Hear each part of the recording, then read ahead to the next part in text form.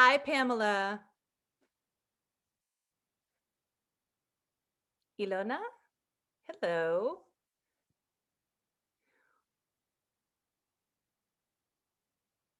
Hola, bonjour, buongiorno. Konnichiwa. 안녕하세요. Hola, hola, Angela, Isabel. Salut. Coucou. Hola, Jimena. Bonjour, Cécile. Hello, Pam. Okay. Oh, bonjour. J'aime bien Dubai. 안녕하세요. Hola, Laura. Bonjour, Francis. Bonjour de Londres. Manchester, Londres. Hola. Hi. Okay.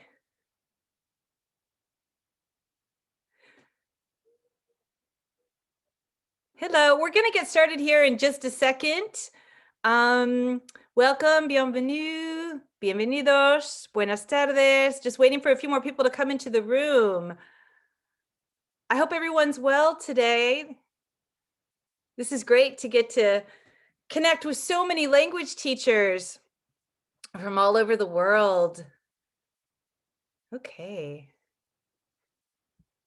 All right, so we're going to go ahead and get started. Okay.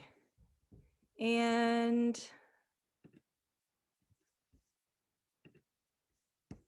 let's see. All right, hopefully you can see my screen. Okay. So welcome to 5 more weeks of no and low prep fun. My name is Janina Klimas. I am American. I live in Cambridge. I've been teaching languages forever. And today, I just want to share with you some low and no prep activities that you can add to your language teaching repertoire. A couple of things before we get started, I want to say specifically about the activities. Many of the activities that I'm going to share with you here today can be done, adapted to any language and to any level. And there's a couple of ways you'll hear me refer to levels, and one will be the C, E, F, R, A, B, and C, as well as the ACTFL range. So novice, intermediate, and advanced. But in the interest of time, I can't, some of the activities I'll be able to talk about specifics of how to adapt these different activities to these different levels, but many I just won't. And just as a rule of thumb, though, that A and novice level, those are, you know, when our learners are starting from nothing and they're going to the end of that level and they're able to start, you know, words and phrases, and then they're moving into the intermediate or B level when they can start constructing their own sentences. And then of course that becomes stronger at that level. And then when they hit the C level, that's, or the actual advanced level, that's paragraph level discourse. So just a little bit about me. I've taught languages for a really long time and on 3 different continents, Europe, America, and Asia. And I have a BA in theater arts and in foreign languages and an MA in the teaching of languages. And you'll hear some of what I talk about the theater arts drama background with some of the one section of activities that we do. So I think the reality, as much as I love languages. When I was at school, I loved them. I didn't mind doing things like conjugating verbs and memorizing vocabulary, but I know that not everyone is like that. I know that teaching languages can take a lot of energy, and these activities are designed to just kind of be in your back pocket and work with whatever it is you're doing, whatever theme, whatever grammar point, and can be done with very little prep.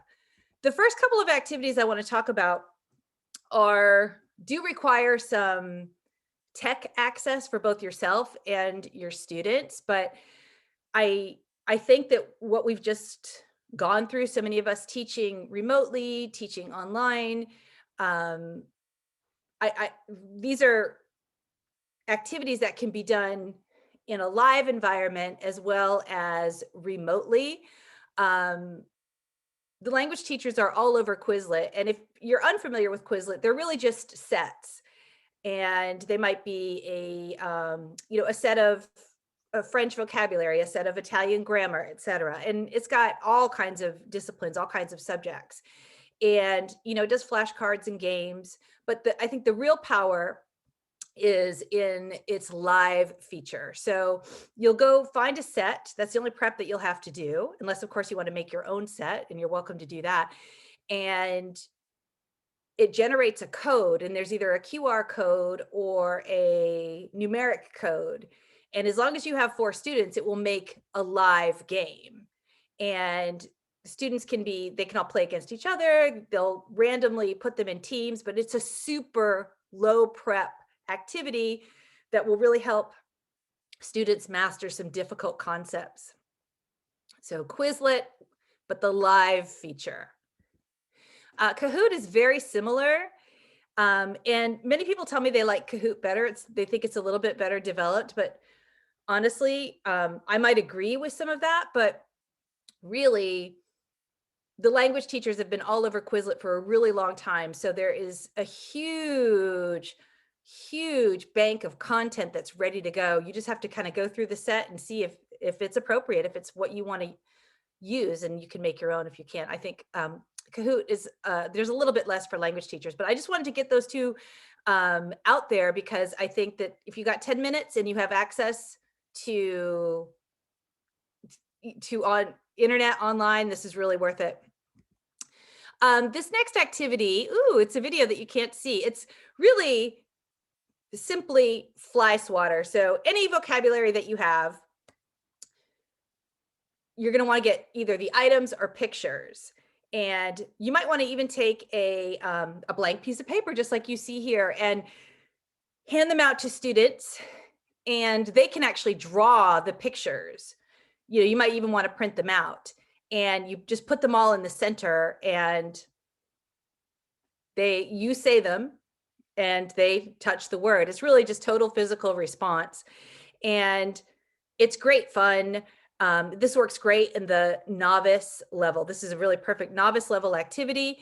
Whatever vocabulary you have, or even grammar, you can do. Have students take a piece of paper, put whatever it is you want on it, and then put them all in the center. And the more fly swatters you have, the more learning. With these same papers, you can play a game called Pass It, which is super fun. And basically, after they've heard the words a lot of times, which they've done, they've interacted with the language a lot of time, they then each pick one or two. And you can put target language music on, and they pass them around. And then when the music stops, they have to say the word. You could even do fun things like on those blank pieces of paper that we talked about, they can just write a question. And then if it's their turn, they have to answer the question. It's a great way to get a lot of target language directions, to the left, to the right, and a lot of interaction with vocabulary and a lot of talking. It's very active. They'll ask to play this a lot. Similar to what we were talking about, this is a little koosh ball. It may have another name in somewhere else in the world, but essentially it's something that's soft and that can be thrown, and that won't hurt anybody if you do. It's really easy. And you can use this to sort of jazz up any grammar activity, any book work. Maybe they spend a couple minutes on their own preparing something, and you toss the koosh ball around, or they toss it to each other. I ask you a question, you answer, you send it to somebody else, asking a question, then they answer, etc. You get the picture. It's just something that you have really easy to just pass around. It's really active. You can invent all kinds of games based around communicating with this koosh ball. And again, it's a great way to sort of jazz up your textbook. This next activity is called subtitles. And One, we have so much access to authentic target language videos right now. And one activity that a lot of American language teachers like to do is called movie talk. And so basically, it's a short video of some kind. And of course, if you're working in the B level or C level, it would be longer chunks, etc.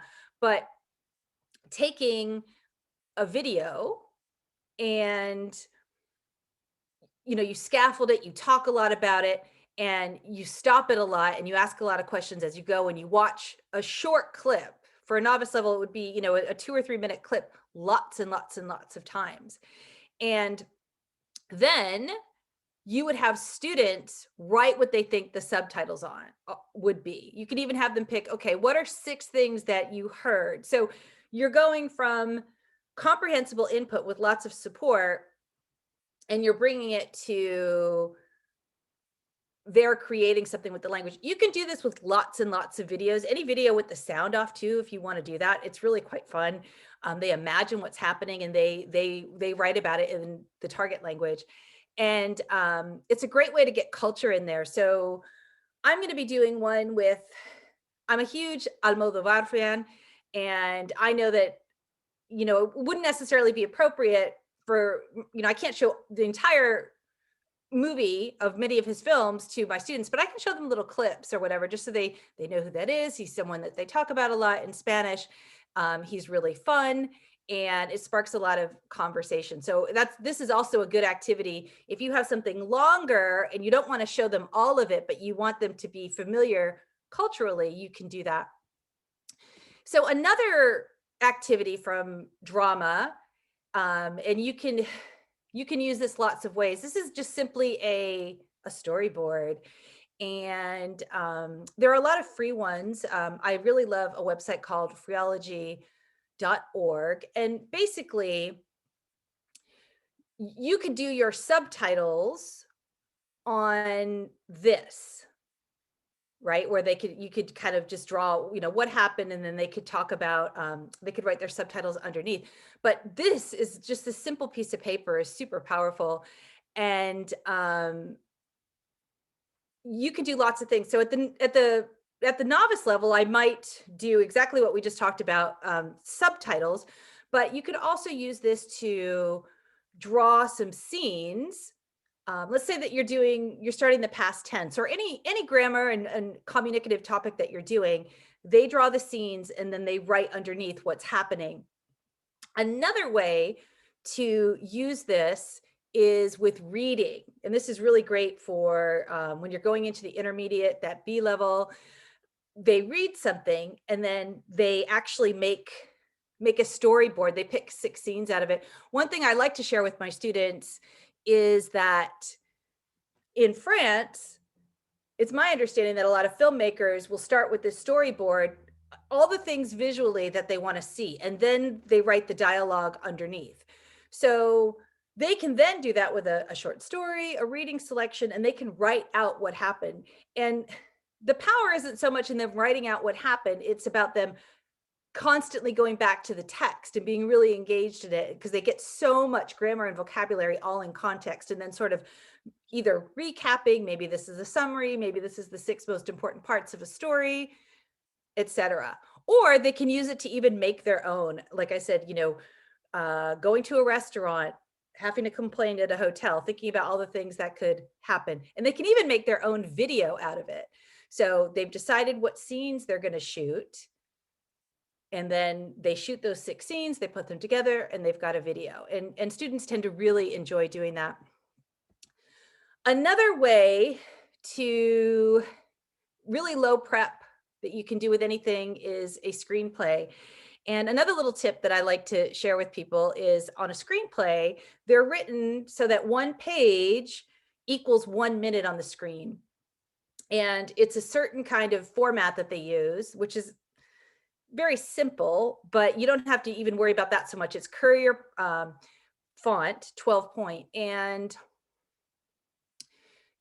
on Google Docs, there's loads of add-ins. So I really like to do this with those basic communicative tasks, right? Maybe they'll make a 2-minute screenplay of going to the airport, for example. You think about all these different tasks that we have them do, and they can make their own little screenplay, and that can be the assignment. They could actually do it, read it out as sort of a reader's theater. They're really fun.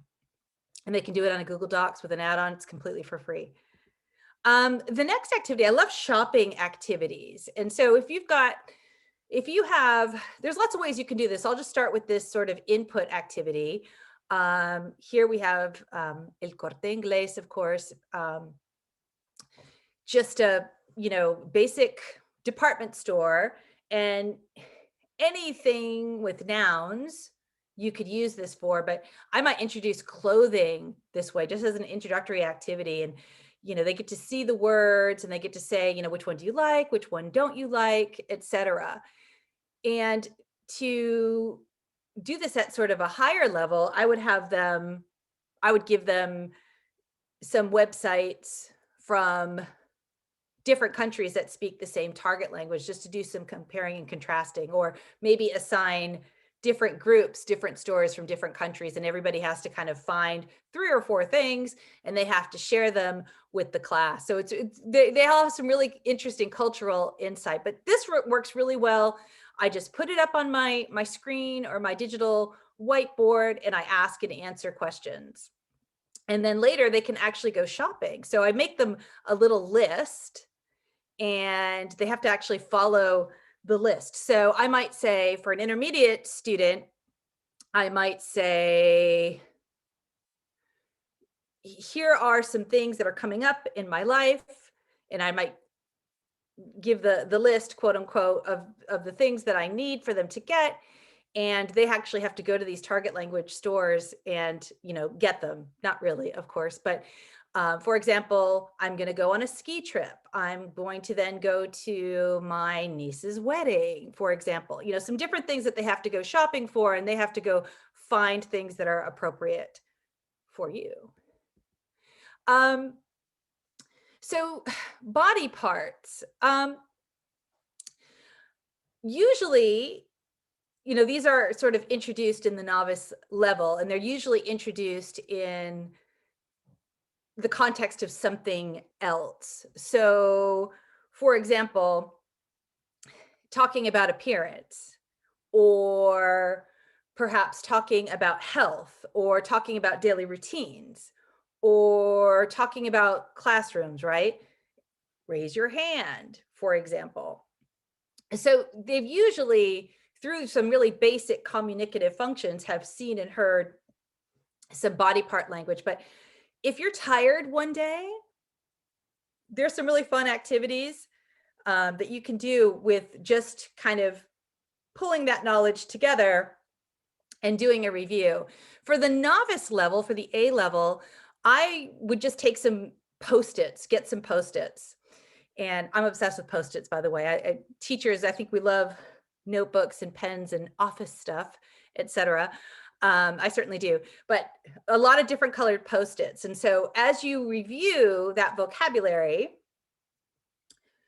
maybe you're writing it on the board, you're saying the word, and they're writing it on a Post-it note, and then they just put them on their desk as you kind of go through, right? You're reviewing all those body parts that they heard and they learned through those different communicative functions that you did, and then maybe adding a few more, because there'll be some that they don't know, and there'll be some, of course, that have forgotten some, etc. And so after you've gone through all the ones that you want to do, they'll have a whole bunch of Post-it notes on their desk, and then you say the words and they put the Post-its all over them. And then, so they're listening, right? So they've listened a couple of times, right? They've done TPR, they've actually put the body parts on, and of course they'll fall off, and there'll be a lot of laughter. It'll be really fun. And then put them with, whoever sits close to them, and they have to say to each other while they take the body part Post-its off, and they put them all over the desk.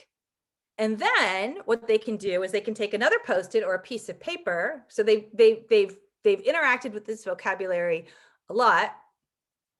And then they they do kind of a draw what I say activity. So they might think of an alien. You'll have to model this for them, but someone describes an alien or something kind of really off, really out there. So for example, you know, something that's not natural, but it's really silly. They'll kind of draw a person putting together based on what they say. So, they'll come up with all kinds of interesting things, and then they draw, and then they compare what they drew compared to what they said. They try to see that it's accurate. Then normally what we do is we put them, I like doing this with Post-its, and preferably big Post-its, but then you put them all up and then you have kind of a gallery, and then we all give them target language names. So it's really, really, really fun way to, it's all you need is to know some body parts, want to teach the body parts in the target language, and some Post-it notes, and you've got a lesson there. Now, here's the part if you're tired, because I know you're probably thinking, like, I think she said that if I was tired, then that's probably the last thing that you want to do is beyond like that. You can just do, your review of your body parts. Maybe you're kind of brainstorming with the students. They're writing everything on the board. Maybe you've got it on a list already. And then one thing that I really like to do is combine this with something else. So this makes for a great review day when maybe, you're low on energy because, we can't be on all the time. And you're going to combine that body part vocabulary with another set of vocabulary. So in this case, you'll see that I did food. So I might want to review body parts and review food. So then what I would do is I would have them make a person out of what the other vocabulary parts are. And then they would have to label all of those body parts and all of those foods and make a key. And then they could write about that person. So, they might talk about what their names were or where they live, et cetera, et cetera. And you can do this with any vocabulary. It can be body parts and school, right? So, you're looking at this person, and, the body parts made out of different fruits and vegetables and foods, but it could really be anything, clothing, anything you want. And I find, they're so creative. I'm not great at drawing, but I do a lot of drawing activities in my class because I think it's a really great way to interact with vocabulary, and it's fun, and it helps them remember a lot of words. So you can make this very simple. For an A level, they would just do something like this, and they might write a few words about them. In the B level, they can get pretty extended into their stories. And normally I prepare a bunch of questions for them that are things that I want to review. So in the intermediate level, so, basic biographical information, and then add on to that, maybe some past tense, maybe some future tense, whatever it is that I'm doing, I would add on to that. Hearts. So I think this is a really simple tool that not just saved for Valentine's Day, but I'll start with how I use these for Valentine's Day. Just cut out little hearts with little target language sayings. I actually have them that somebody else made, the target language sayings, and then, I keep them up during Valentine's Day season, and then I let them take them down and they write each other notes. So it's fun activity for them to, practice some writing, but you don't really need, something that's really high prep at all. There's some different ways that you can use these simple hearts. I might even just, make a little outline and photocopy it, or have the kids just make a heart out of fold it in half and have a piece of paper. And then a really simple activity is just things I love. So in your target language, maybe you have on the board, things I love, whatever that is in your target language, and everybody has to write something. And then they stick them all over the board. And it's a really great exercise in gratitude, as well as it's just fun. And it's fun to see them every day. They read each other's hearts. Another activity here that I really like to do is for something that's a little bit more advanced. So, of course, students learning Spanish, the subjunctive can be a real challenge for them. And so I might have them take the name of another student, and there's, you'll know your people. So how you organize this, of course, will depend on how many people you've got, the relationships within that group, et cetera, the dynamics. I might have them pick themselves. I might have them or pick the other people themselves. I might have them take them from a bag, something like that, and they have to write things, a letter to them. I'm so glad that, I'm so glad that you're my friend. I'm happy that you're my friend. I'm grateful that, whatever those little chunks and phrases are, you're going to teach them. And then, you can review your subjunctive verbs. Something that's a little bit less complicated that can be done at many levels is just compliments. So everybody has to pick, everybody writes their name on a heart. You put them all in a bag, everybody selects somebody else's name, and they have to give that person a compliment in the target language. It's really, really, really fun. So this next activity, I've talked about Post-its a lot. And as I said, I'm a bit obsessed with Post-its, but this is, I think, something that's really, really great to have on hand. And because you can adapt them to anything. So we talked about the body parts and the Post-it notes and how they had that interactive activity where they kept, labeling their body parts. But you can do this with any kind of vocabulary. You can have them label the room, for example, anything that has nouns and that you want the students to remember. So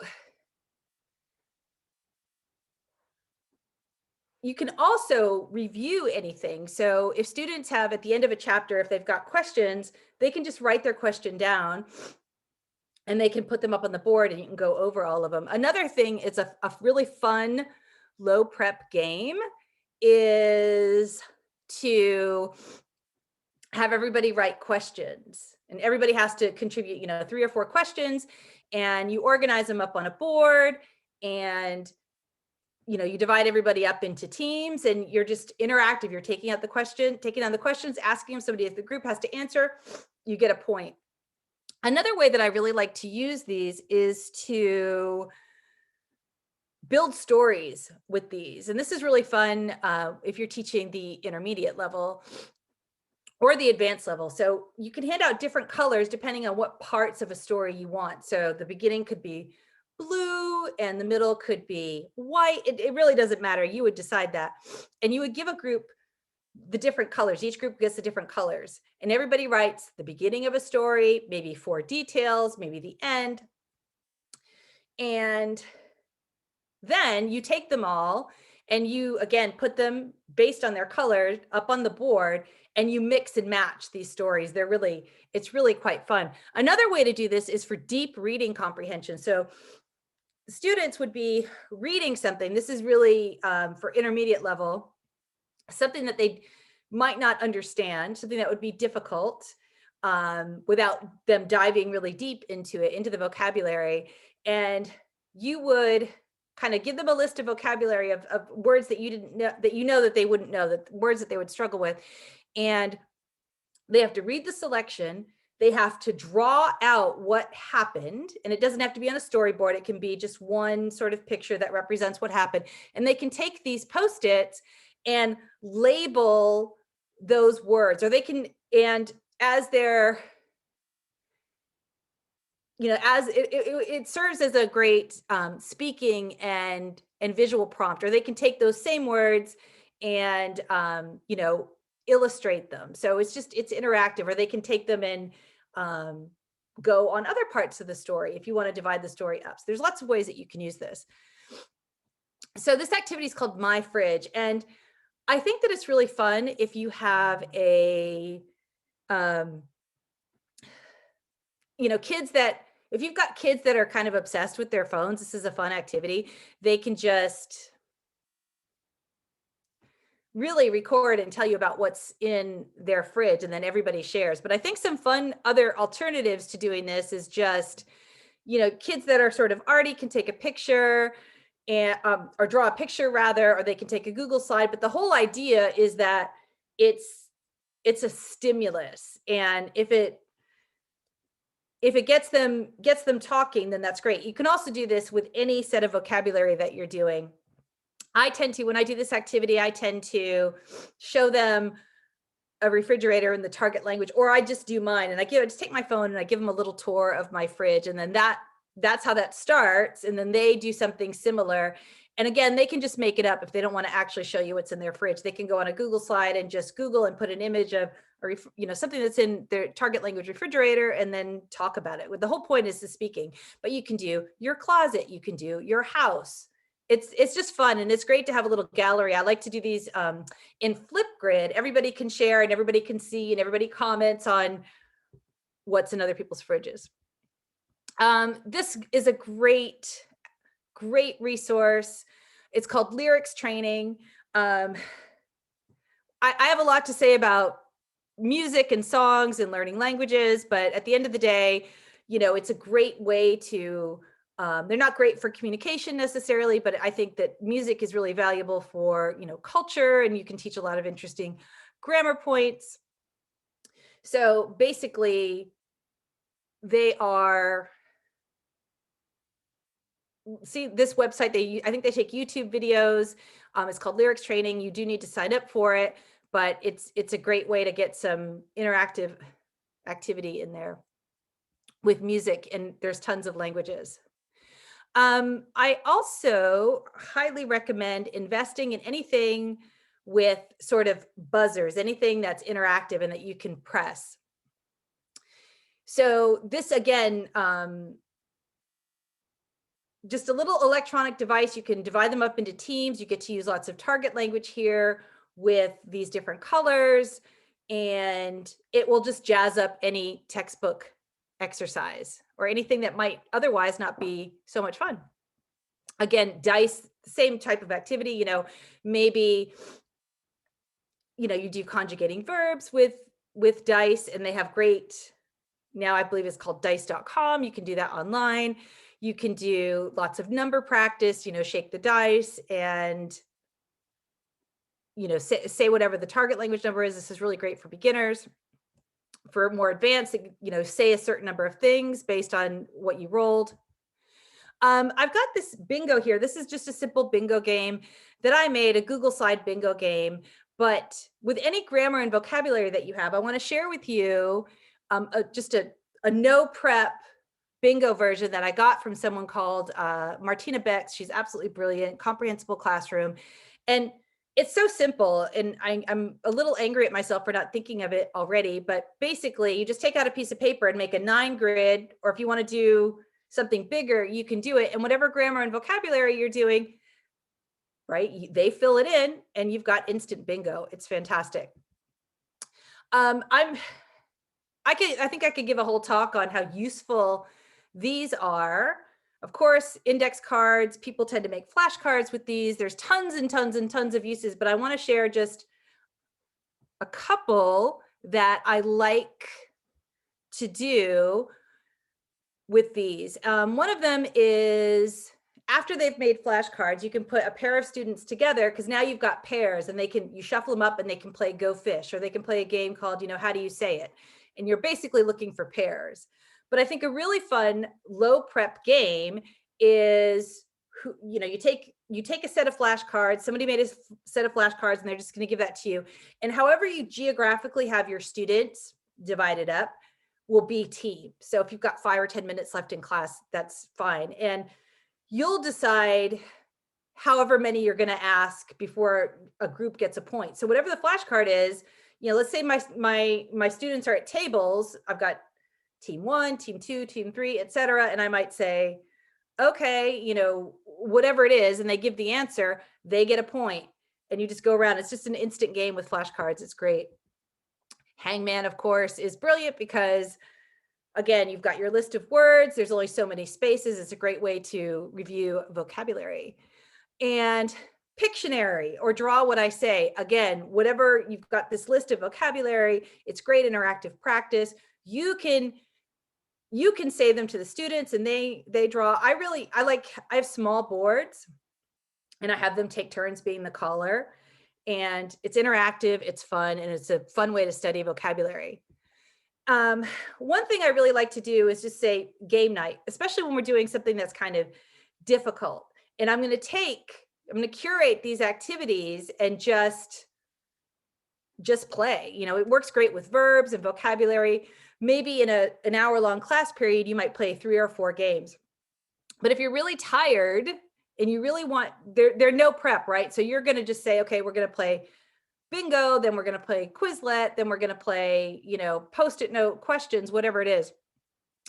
But another variation on this activity is just centers. So basically, you set this up before class and you set up your different areas. So maybe one area is bingo and another area is hangman and another area is, buzzers with the textbook. Another area is go fish, whatever it is.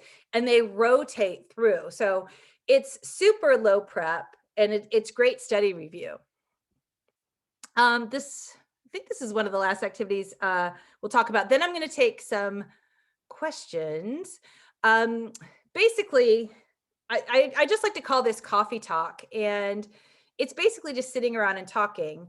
And that's really what we want our students to do. And many years ago, one of my uncles lived in South America for many years, and he taught, and then he practiced law both in Spanish and in English. And he's an absolutely amazing man. He got 2 degrees from Harvard, and he has no airs about it. So I tend to go to him for a lot of things. Hey, what do you think about? And he said, you know what? It doesn't matter if you go to Harvard. None of this matters. What really matters is sitting down around a group of people and talking to them. That's how you learn a language. So really, this is any activity that supports that. So bringing in target language food and sharing, any guest speakers, anytime that they get a chance to sit around and talk. For our novice and our A-level students, they're going to have to, you're going to have to give them some support. Maybe you give them some questions and answers. Maybe you give them some time to support. But really, it's about lowering the anxiety so that everyone is getting practice and doing it on a fairly regular basis. Alliteration, this is a fun one. This works well when you're working on, adjectives. So whatever your name is, and then you get an adjective that goes with it. And of course you use your target language. You make sure that that's, grammatically correct. And then you say it. So, many people call me Nina. I might say, nice Nina, if this were English class, for example. And then the next person would have to say theirs, and then they would have to say mine. So they'd have to repeat mine and then theirs. And then you keep building on like a chain. And obviously it gets more difficult the more that you have, but it's lots of laughter, lots of fun. It's low prep, and they'll learn a lot of vocabulary. The last activity I want to talk about is something called nature walk. And what I like to do with this, there are lots of variations on this, but I'm going to talk about this for a sort of beginning level class. This works really well when the weather's nice, obviously. I would write the target language. I would write a bunch of vocabulary that I want them to know, that I know that they'll encounter in the target language. And I tell them, I'm not going to help you with this. And, you might give them all clipboards or something that they can write on, and they can work together. And you go out for a walk, and they have to try to identify, working together, between what they know, what their group knows, what meanings that they can negotiate. And they draw a little, like kind of doodle a little picture or make notes about what they found. Then after we've gone on the walk, they all sit down and they sort of brainstorm together and get any missing words, any words they might have missed, so that they've all got now a whole list of vocabulary. Then they draw their own nature scene. It's really fun. Works great on a sunny day, particularly in the spring towards the end of the year, gets them outside. So sometimes, I might change this. I've had textbook programs that have this at a part of the year where the weather wasn't so great, and I would just switch it and do it then. Let's see. So some ways to connect with me. I'm on Instagram, and I share a lot on Pinterest. And this last one, I'm just going to leave up just for a second. You might want to just take a picture of this. I have a whole other set of low and no prep fun activities. I have an ebook, it's free, and it's linked in my Instagram Smart Bio. And it's got 25 activities, and I go into a little bit more depth, or quite a bit more depth actually, on how these different activities look at the A, B, and C level. So now I will take questions. I'm afraid I just have a couple of minutes, and let's see, where is my mouse? Okay. There we go. All right. So questions. Okay. So Izzy. Okay, so one-to-one activities. So I think Quizlet definitely can be done one-to-one, but you have to adapt all of these, because students can play as individuals, so they can sort of play. A lot of the sort of the drawing activities, the projects, a lot of those would be done, if they could do it on their own, and you'd be there to support. Online activities. So yeah, so Quizlet Live works really well online. Kahoot works really well online. Bingo works online. They can actually do that 9-grid bingo that we talked about, and you do it out of whatever you're teaching out of. I don't know if it's Google Meet or if it's, Zoom, whatever that looks like.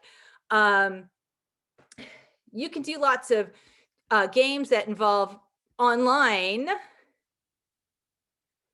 You can do, anything in the chat box, right? So they have to, you say something and then they answer in the chat box. So that's a really fun game. So you can do bingo, you can do anything with your chat box. You can also do all of those drawing activities where we talked about, like Pictionary, draw what I say. All you have to do is they get a piece of paper at home and they just have to put it up to the camera. Okay. So I want to thank you all so much. Hopefully I've answered your questions, and okay. Thank you so much. And it was fantastic to connect with all of you. I love language teachers. I think we have an absolutely amazing community, and I'm so proud to be a part of this. Thank you so very much. Okay. Oh, we have another question. I'm sorry. I think we have another question. Okay.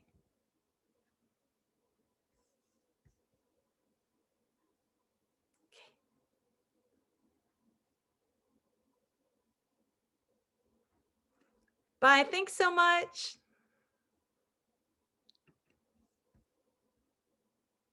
Oh, I'm sorry. Raise hand. Tim. I'm afraid I don't quite know how raised hand works necessarily. Okay.